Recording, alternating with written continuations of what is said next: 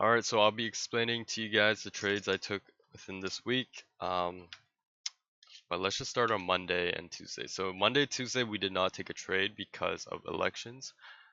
If you did end up taking a trade on elections and you won, congrats. I heard price action was actually pretty good. But in my opinion, you're really not supposed to be taking trades on those days, in my opinion, because like when Donald Trump was winning the election, news was pretty bullish, the market was pretty bullish. Therefore, if you were to take a short on that day, you would have probably gotten, I don't know, stopped out potentially. And usually, if you do take a trade on high impact news, your confluences might not align, so you don't want that to happen. So, in my opinion, I stayed off the charts, which was okay for me, and I ended up not losing or winning, so I can't really complain. But Wednesday we ended up taking a trade on Nasdaq, which we won 2.48%. We had no news this day, which was pretty much okay to trade. Um, but yeah, good. Was it kind of blurry? Hold up. Is it blurry because I'm on full screen? Okay, this is better. Anyways,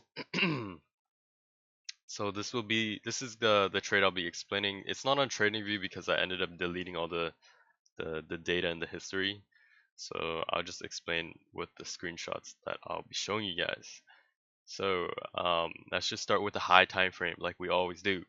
So 4 hour, 1 hour, we were bullish. We had a 4 hour fair value gap that we rejected off, and pretty much high time frame was, like I said, bullish. After that, we scaled down to the lower time frames. 30 minute, 15 minute. I'm not too worried. I'm really worried about the 5 minute though. You can see right over here, market opened right at the 6:30 mark, PST at my time, and then we just continued up, swept this high time frame liquidity, and then we kind of came back down. And then we also had liquidity down here, which we swept.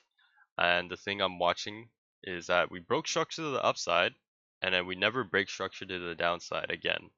So I guess this would be considered a sweep of liquidity on the low time frame. This was kind of an hourly liquidity, but I didn't really mark it out at the time. But like I said, we didn't break structure to the downside, which means that we are still looking for longs and are somewhat bullish. Um, right over here, we ended up creating a 5 minute fair value gap, and when you see these, usually what you're supposed to do is wait for confirmation to see how price is going to react, because logically we know that price is going to want to come into this area and it's going to react off it, but it can go either two ways. It can come down lower and sweep this liquidity, or it can just continue upwards, right? So that's why we go on the 1 minute and we see how price is reacting overall. So if I go on the 1 minute, this is what I see. uh, we're still bullish on the 5 minute, like I said, and then we end up breaking structure to the upside on the 1 minute, tap into the 5 minute fair value gap, and then reject off it. And this is the point where we're at equilibrium on the 1 minute, and we're just seeing how price wants to play out. So in this case, we ended up invalidating these fair value gaps, which was okay. But on S&P, we did end up validating them. So you kind of have to use both charts sometimes, because most of the time the charts play out the same as for the buys. Um, as for short time frame, it can be different sometimes, but most of the time these play in the same bias. So S&P and Nasdaq were different at the time, but the bias was pretty much the same. Is what I'm trying to say.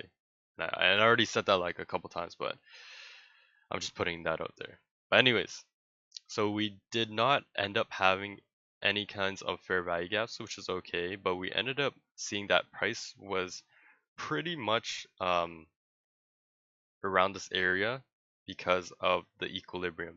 So we were on discount over here, and pretty much I was just waiting for a breaker structure to the upside, which we get right over here at this green mark. So once we broke structure, I entered because, in my opinion, this looks pretty good for a long.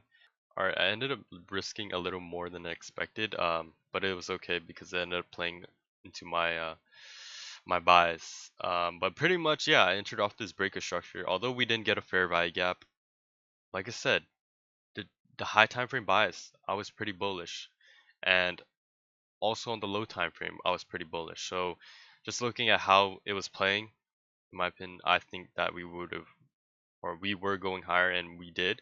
So it was a pretty good trade. So ended up taking it right over here and had my TP at this level. I didn't end up taking any partials. It was just pretty much one TP that hit, and then I got out of the trade, and that was pretty much it. There was nothing much to say about this except for.